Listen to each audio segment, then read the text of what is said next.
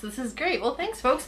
Thanks for dropping in. I really have been enjoying this webinar series, putting them together for you folks. Some of them are on material that we basically already have as part of the course. Tonight's topic of boundaries is not an official part of any course. So I've spent quite a bit of time actually in the last few days going through and making my slides and the content and the handouts and that kind of thing. So I'm hoping everything lines up. I'm going to drop one thing in the chat for you right now, and that is just a handout for tonight. So the handout is it's got a bunch of key concepts on it that we're about to go through, and it's also got some examples.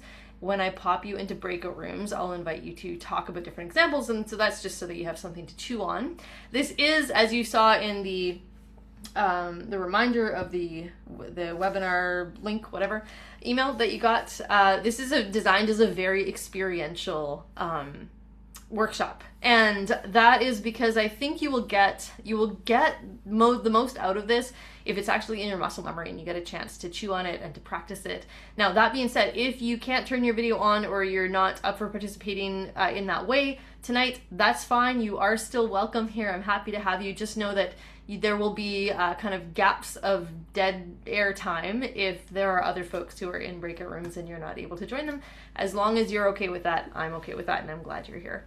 Let's see what we can get through. My goal here is to get us through a whole bunch of stuff in an hour, and my goal is to be able to go to supper with my kids at around 6. That being said, I like to talk, and with an experiential group, who knows, we might stay a few minutes later. So you just mind your own boundaries around that.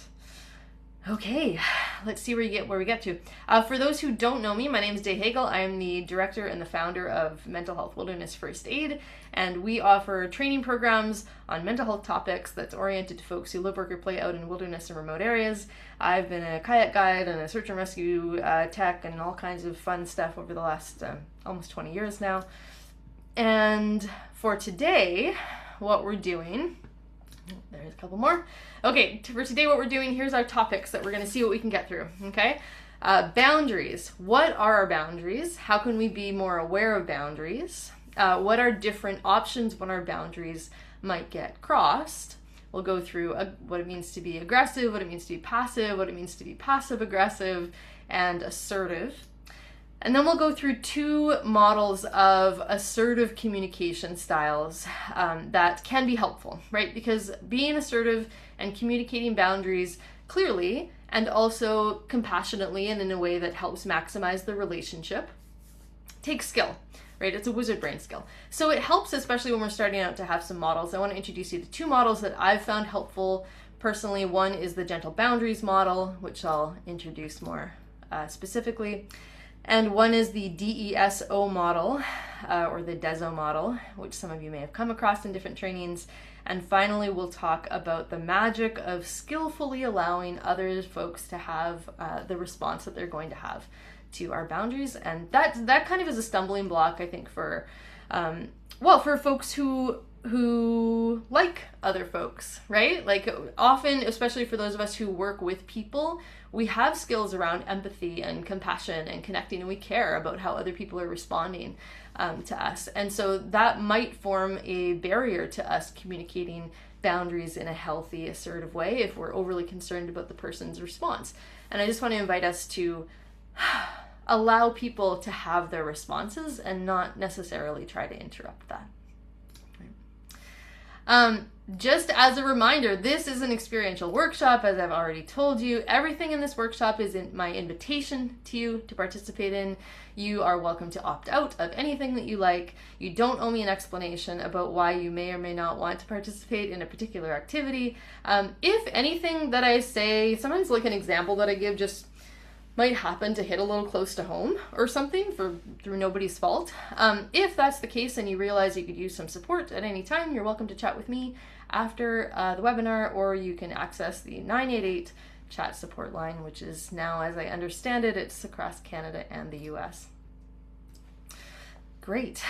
Let's look at what are boundaries. So here's my working definition of boundaries. And also please know, as I said earlier, that everything in this workshop I've kind of put together over the last week. Bits and pieces of it I've taken from other programs and other trainings. But I'm very interested in you folks' feedback as well. So please, give me that afterwards.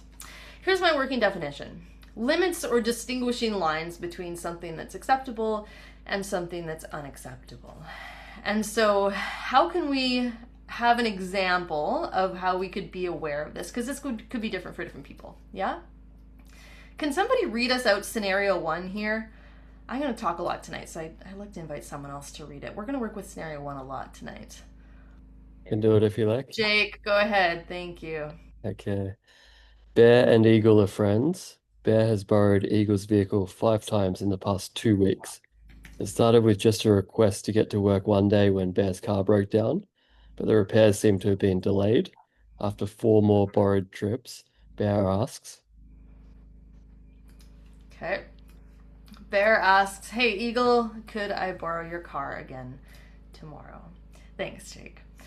Now, this may or may not be a boundary violation for different people, right? It depends on context. So how can we be aware of where our boundaries are? And I think this is the first step to being able to communicate them clearly and compassionately to other people, is just being self-aware of what actually is happening. So here's my first invitation for a breakout room activity. Okay, I'm going to invite you into groups of 3-ish. We'll see how it breaks down. If you notice that if you're in a breakout room and I ask you to move, you get a notification to move to a different breakout room, please know that's just me trying to balance things out. Maybe someone ended up in a room by themselves or something like that. So that's all that's happening there. But let's see what we can do with this group here. This is the yes, no, maybe so activity. Okay. And yes, no, maybe so is outlined on your handout. And round 1 is going to be the yes round, okay? And all this is an activity where we're going to have person 1. Actually, Rachel, could I invite you to try this out with me? Okay. Okay. Rachel and I are going to try this out. Person 1 is going to ask, hey, would you like to something? Person 2, all your job is to say yes, okay? And this is just the yes round. So here's some examples of what I could ask Rachel. Okay, we're gonna have lots of G-rated, note the G-rated asterisk down there. Okay, so lots of G-rated examples. Rachel, would you like to give me $100? Yes. Okay, maybe now it's Rachel's turn to ask me something. Daye, would you like to give me $1,000? Yes. Oh, Okay. it's 100, not 1,000. Sorry, I'm Oh, not even it could very well be 1,000. Okay, so you folks go back and forth. This is going to be a quick breakout room, maybe just 4 minutes. There are some examples on your sheet if you haven't seen them already. And you can come up with any other G-rated example that you like, okay? The only goal here is to feel what it's like to say yes, whether or not you actually would like to say yes. Does that make sense?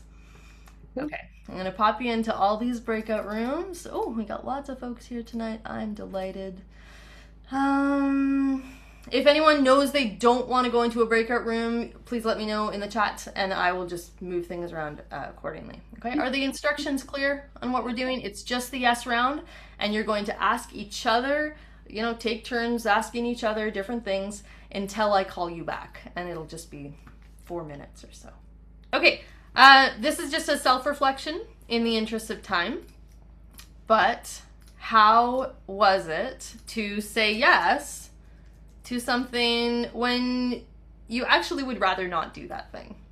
Yeah, so just self-reflect on what is that. Maybe you had actually a somatic sensation of how was it, what did it feel like in your body? Was there a little bit of, I don't know, sometimes when I play this game and I say yes, Rachel, I'll give you $1,000, right? And there's a little bit of ooh, I was gonna say it's in my throat, but I think it's actually a little bit of tightness in my chest. I'm ooh, but I don't, right? So sometimes your body will give you little cues, and that's a good thing to be aware of when you want to figure out, okay, what are my boundaries? What am I comfortable with this here?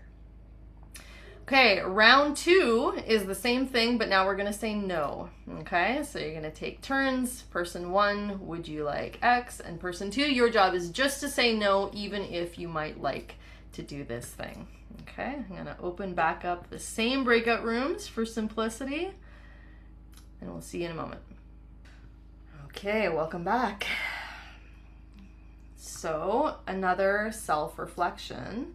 And by the way, if you came in just a bit late, I've once again put the handout in the chat that you can grab it. Once again, self-reflection, what's it like and what's it feel like in your body to say no to something that you might actually like to say no to? And also, what's it feel like to say no when you actually would like to do something? And both those things will be good to pay attention to. And I saw a couple people dropped comments in the chat, so thank you for that with the early one. It's good to just be aware of our own bodies, right? We don't want to hyper focus on our own bodies and obsess about how my body's reacting to things, because that can cause some problems as well. We call that perseveration. But at the same time, right, our bodies will give us cues. Our bodies will give us somatic cues as to actually what's happening within us. So it's good to pay attention to that. So here's a little quote for us, and this is on your sheet because I quite like this quote and I quite like Viktor Frankl. Can someone read this quote? Again, I talk a lot, so someone else's turn to unmute. I got Jasper. Okay. Between stimulus and response, there is space. In that space is our power to choose our response. In our response lies our growth and our freedom. Thanks, Jasper. Okay, so this next round 3, is about adding a space between the question and the response. Okay, so we're going to just go back into the same rooms for simplicity and go back to taking turns. Hey, would you like to? All right, and then person 2, the first thing you're going to do is take a deep breath. This is on your sheet if you'd like something to follow along with. Take a deep breath before you respond, okay? Pay attention to your body and your mind, and now I'm going to let you choose your response. You're going to respond accurately now. Okay. No, Rachel, I would not like to give you $1,000. Or I might say, maybe I might like to give you $1,000 if you can do X and Y for me. Okay, so yes, no, or maybe if are your options this time. Okay, welcome back. Curious if anybody wants to pop something in the chat.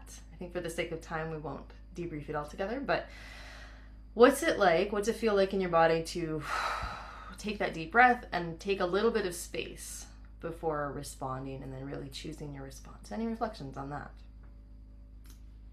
So as folks are just self-reflecting, or perhaps we'll see something in the chat, let's move on to the next part of how we might be aware of where our boundaries are and what our options are for communicating it. Okay, so here's that same scenario, right? Hey, Eagle, could I borrow your car again? Now, for some people, this might not be a boundary violation, right? There's some people for whom, hey, this is my extra car and I understand you're having a hard time, whatever, this might not be crossing the boundary. But I think for a lot of people, they'd be starting to feel a little wondering how this is going to proceed here. So here's how I like to think about options for responding when my boundaries are being violated in some way. And I like to think of this little intersection between how is my response might be a risk to the relationship or a risk to the boundary. Okay, so let's look at a couple of options. Okay, somebody want to be Eagle here and read out Eagle responses? Corey, go ahead. Jasper, you can do the next one. The hell you can, Bear. You've taken advantage of me for too long, you... Whoa, you're escalating. I just ad-libbed, okay. sorry. Absolutely. I really felt the role, you know? This is an improv class here, absolutely. Okay, so aggressive responses are a low risk that the boundary will continue to be violated, but it's a high risk to the relationship. That's how I like to think about aggressive responses, yeah? Okay, how about, important to note also, this will be, I like to think of this as originating in a lizard brain response. For those of you who have done any kind of mental health wellness first aid training, we always talk about the wizard and the lizard.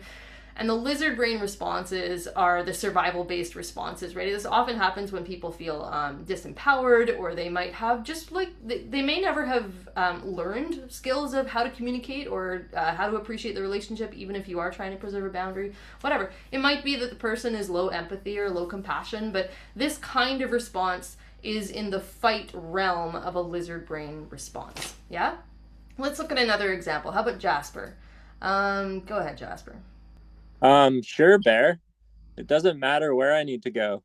Takes a long time to get to vehicle fix when it's been as neglected as yours, I guess. Thanks, Jasper. Okay, and then later Eagle secretly goes into the fuse box and pulls off the seat warmer fuse.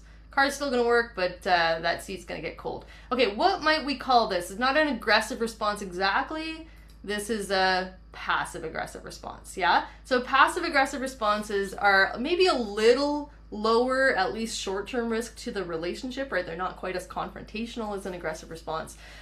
But they also are a risk to the boundary, right? So there's mixed messages going on here. A person might be saying one thing and then saying another thing that doesn't quite line up. There's some incongruence. A person might be saying one thing and then acting in a way that doesn't line up with that. So mixed messages is kind of the hallmark of passive-aggressive responses. And again, I'd point out that this tends to also be a lizard brain-oriented response, right? This tends to happen when people don't have the practice or the skill or the knowledge perhaps to know how to respond in a different way.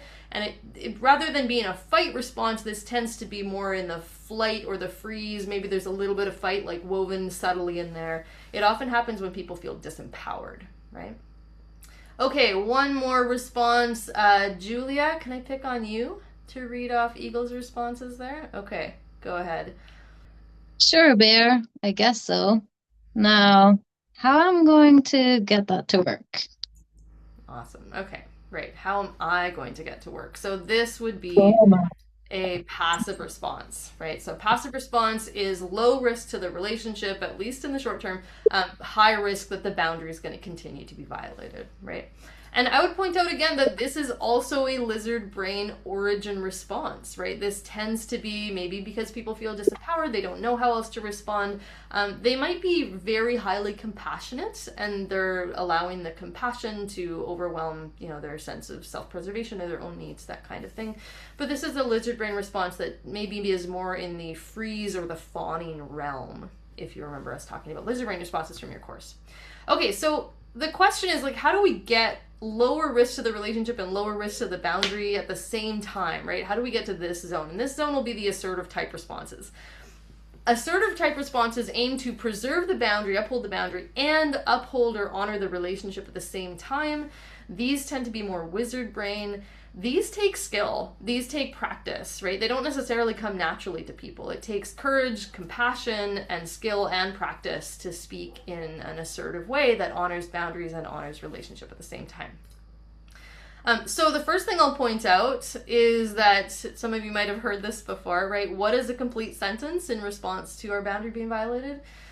No. No is a complete sentence, right? Now, what would happen if the eagle just said no?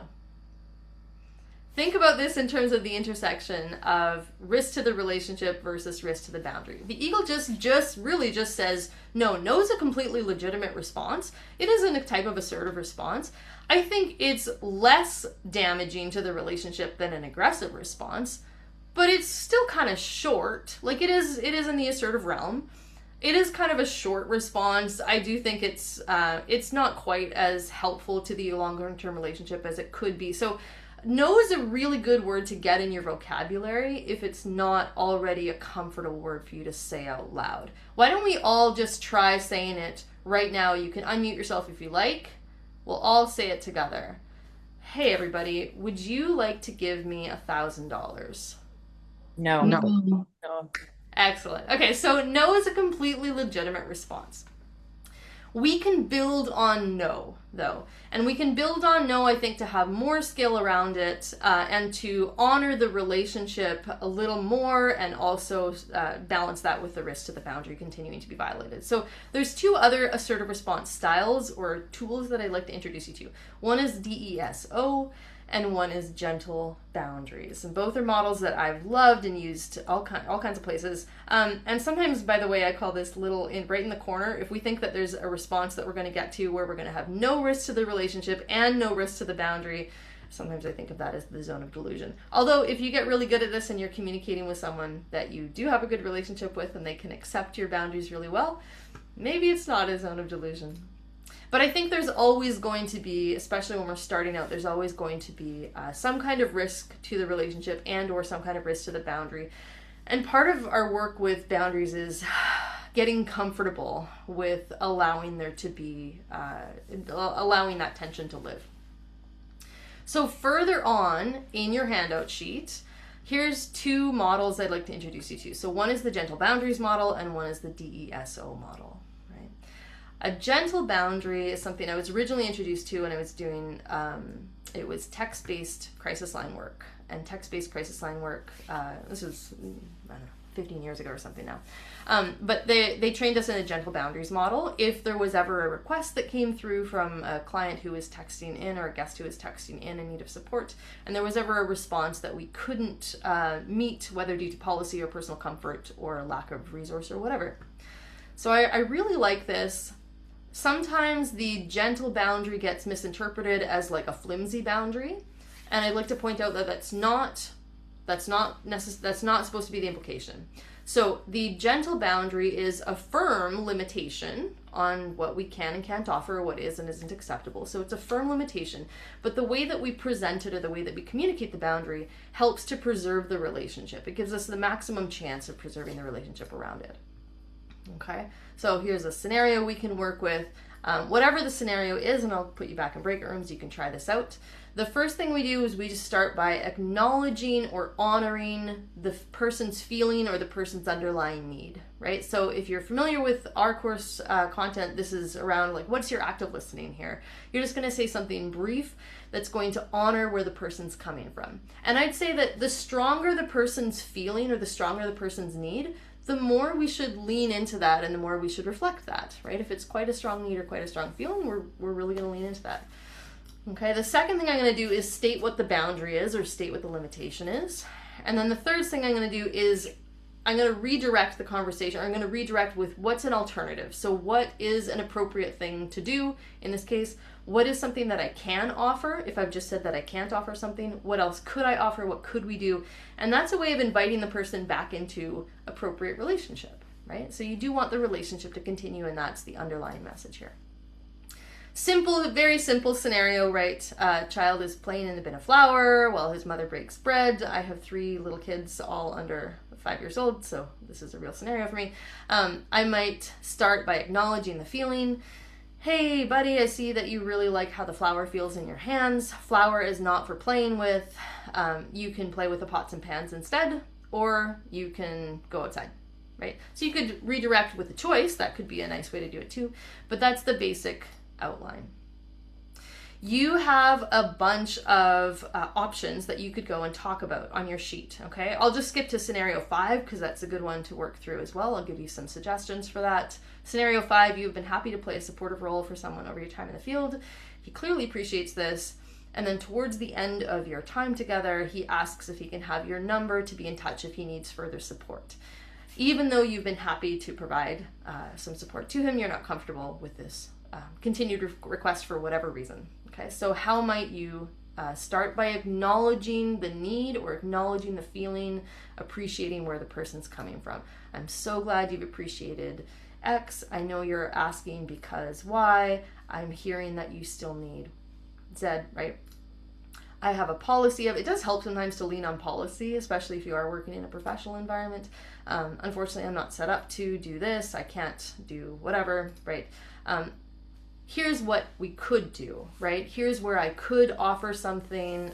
Here's another resource I can offer you. Here's another way of connecting I can offer you, etc. Right? So that's scenario 5. So you have an option to go talk about any of the scenarios in your gentle boundaries section on your handout, right? Your friend calls upset and asks to talk. You're just about to go to work. That's when you could talk about.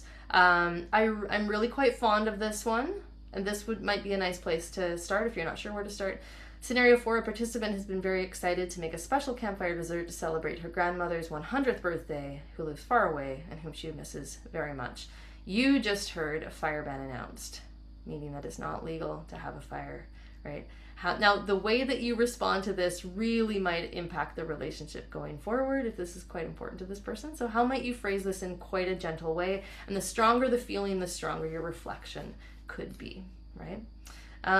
You could also go back to scenario 1, bear and eagle are friends. What might be a gentle boundaries way to respond to that? Okay, I'm gonna recreate some breakout rooms for you because sometimes it's neat to chat with different people.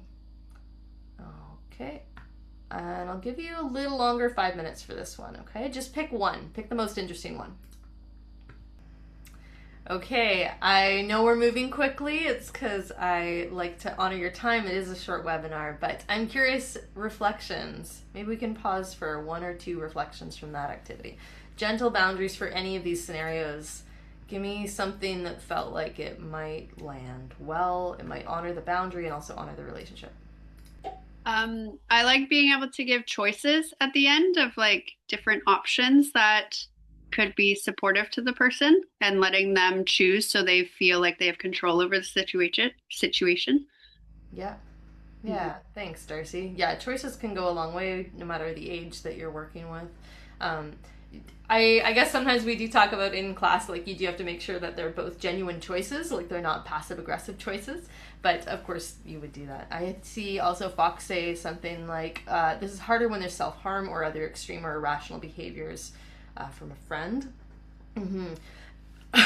For folks who are interested and available, next week's webinar is going to be on stages of change, which is the question, does this person want my help? And stages of change is a model that we use to think about when people are in various relationships or readiness to want behavior change or to want to follow up on whatever advice that you have or whatever resource you have or whatever boundary that you want to set.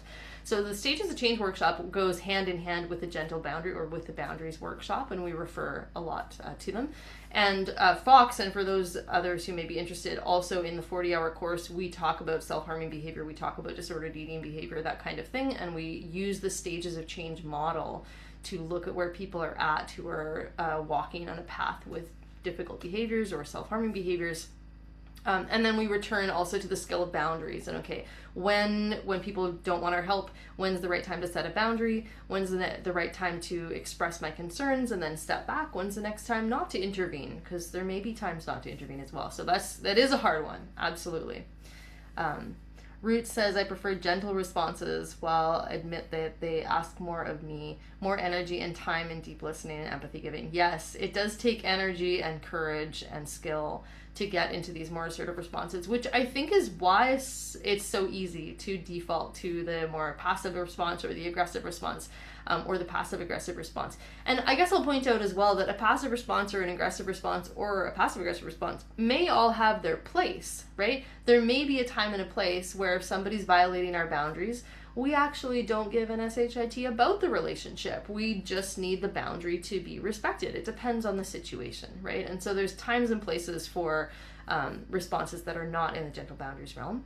And I think wherever possible, it's nice to offer a boundary in a way that does help invite the person back into an appropriate relationship with you, right? Great. Jazz says, we looked at scenario 5, the person doesn't want to give the number. Even if I don't want to continue connecting with the person, thinking of what is helpful for them to move on. Yeah, other resources they can connect to. Absolutely. Okay, so that's one gentle boundaries model. I know this is a very quick and there's a lot of info in this workshop, but part of what I'm aware of that we're doing here is we're just planting seeds. You folks will go away and sprout the seeds that you're most interested in, and you'll learn more about it, or you'll practice it more in the field.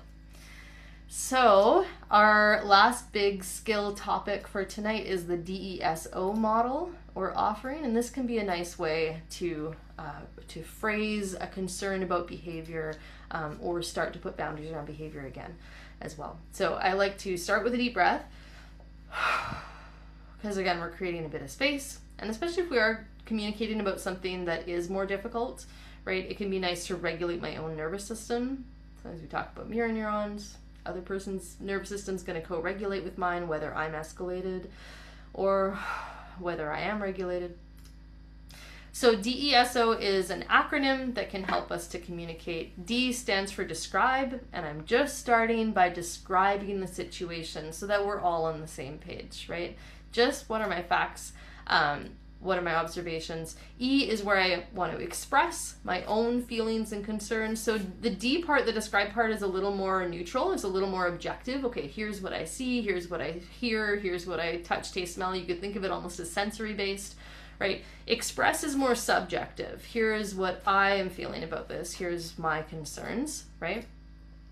S is where I suggest or state, and this can be really nice to help us focus on something. So, hey, this isn't just a complaint that I have. This is actually, I'm going to focus on what I want here, what I want to be different, or what I am saying is going to be different. That might depend on your relationship, right?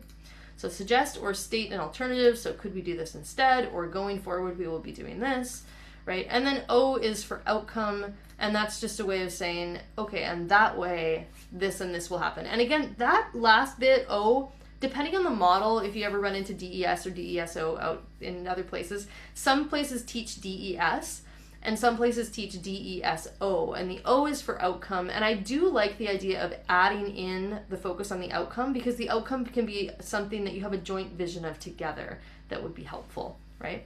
So let's give a silly example as a way to flesh this out, and then we'll get into some more maybe realistic examples. So scenario is, here's Rachel. Rachel has some really delicious looking chocolate cake. Can you show us your delicious chocolate cake, Rachel? And she keeps eating it in front of me and keeps talking about how amazing it is. Oh, and my grandma's recipe, and wow, it's just, she's licking her fingers. Okay.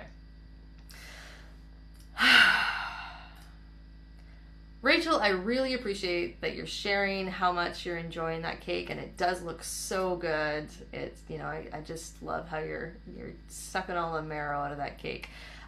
You know, I can't help but feel a bit distracted and kind of jealous when you are talking about it so much in this meeting.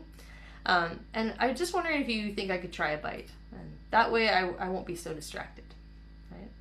Now, you could reframe this. You could say, Rachel, do you think you could put this away? Or Rachel, I'd like you to put this away, right? You could play with this in all different ways, but the DESO model is what we're following here. So here's what I'll invite you to do for your last breakout room, is to go try out the DESO model with the original scenario of the bear and the eagle. And here's your choice, okay? You could try this out from the eagle's perspective, right? How could the eagle use a DESO, describe, express my own concerns, suggest or state what the alternative is, and then say what the outcome is going to be? Or you could try this from the bear's perspective if the eagle is being passive aggressive. And this might be an interesting way to flip this, okay? So the bear is, you know, let's say the bear and the eagle are friends. The bear has been having this terrible time getting it repaired, and the bear is very grateful that the eagle has been lending him his car, right? However, bear has started to notice that the eagle is continuing to say, yes, you can borrow the car, but at the same time, the eagle is sending mixed messages, right? The eagle's the eagle's words don't fully line up, right? The eagle's kind of being sarcastic about saying yes to using the car, and it looks like someone's been pecking at the seat warmer fuse, and bear's not even sure how that's happening, right?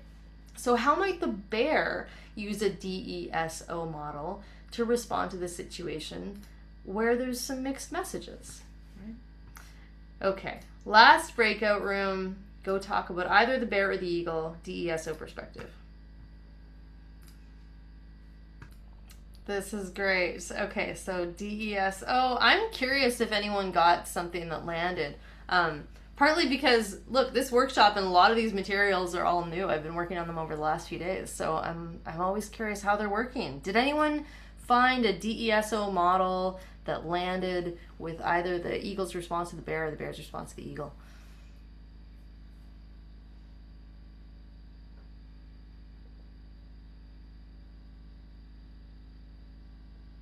I really like this model as a way to, instead of calling someone out, it really just, it does kind of make a path of like, can we figure this out?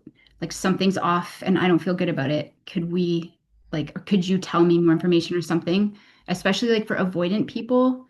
Like if you're doing the flipped scenario where it's Bear who's like being done a favor, but still shouldn't have to like eat shit just because, someone's doing him a favor. Yeah. Yeah. Yeah, sometimes it helps to have just that little script as well if you're not quite sure where to go with this. Fox says in the chat, I'm wondering if I can check a story in response to the passive aggressive remarks. Yeah, John says, for us, both directions mostly involved filling it up with gas. Right.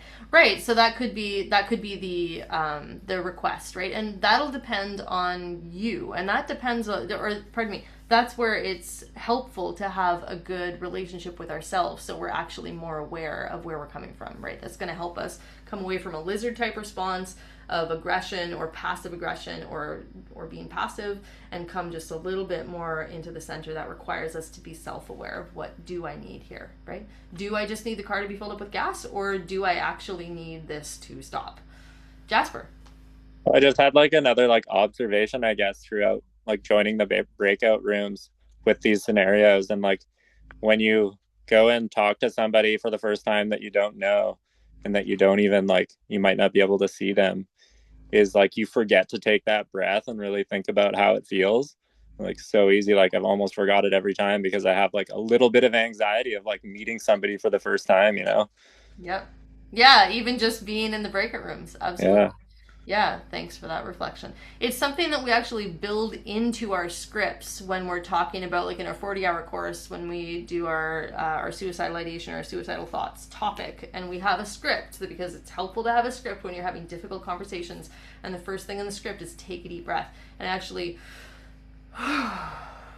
gets written into our field manual, because when you're in a scenario in the field where you're dealing with passive aggressive behavior or you're dealing with a crisis situation, right, it's likely that you're a bit escalated or you're a bit lizardy yourself, and it can help to have a written reminder. Take a deep breath, and then here's your structure, here's your options for what to say for this script. Now, gentle boundary script or a DESO script or any of the other scripts that we offer, you don't have to follow scripts word for word, right? But when you're starting to have these conversations, it's really helpful to have some scaffolding around you.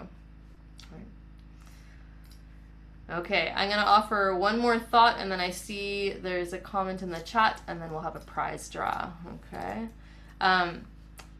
My last invitation is for us to allow other people to have their own response to whatever it is our boundaries are. Right? So maybe people are disappointed with what our boundary is. And one of the skills that we can work on, in the class we talk about this, we call it distress tolerance, right? But part of distress tolerance is the ability to tolerate other people's responses if they might cause distress to us, right? Maybe I really don't want the other person to feel disappointed. And the skill I might work on is allowing the other person to feel disappointed, and that's okay.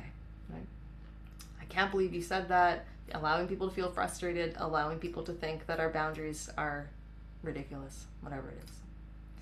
So, actually, let's try this one more time, because I think it'll just tie the whole room together and it'll be very quick. I'm going to invite you to go one last time into a small group breakout room and play the no game one more time, okay? So person one's going to say, hey, would you like to give me $1,000? Person two's probably going to say no to that. And then person one, I'd like you to say, wow, I'm really frustrated about that, or wow, I'm really disappointed, or why wouldn't you, right? And I'd just like person two to have the opportunity to take another deep breath. And you don't even have to say anything out loud. You can just think in your mind, I'm allowing this person to be disappointed, and that's okay. Okay, so last little activity, because it'll get it into your muscle memory, and I think that's the way that you take away the most things from this little webinar. There you go. Okay, all of the rooms went up to the last second, so that suggests to me that that last breakout room needed to be a bit longer, and this could be a whole day workshop, as you folks can imagine. One thing I missed in the chat was, Fox, I saw your question, what did I mean by saying someone might be disempowered?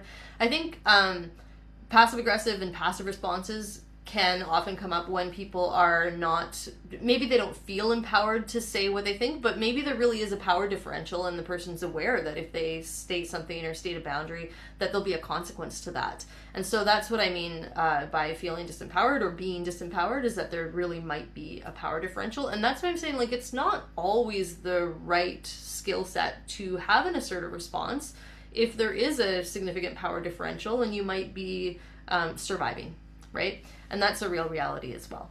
So lots of things that you might have talked about there. I am very curious. I didn't ask for feedback in the last workshop, but I would love some feedback from this workshop. I've been working hard on this stuff. If you want to offer me a one line of feedback in the chat before you go, I'd really appreciate that. Or you can send me an email, but I'd say just do it now, because otherwise you won't do it, you know? Just offer one line of feedback in the chat would be great. Something you appreciated, something that you think I could tweak if we run this again. And in the meantime, I'm going to do a prize draw. So we have a bunch of fun stickers up on our website. They're all up on mentalhealthwildernessfirstaid.ca, the store page.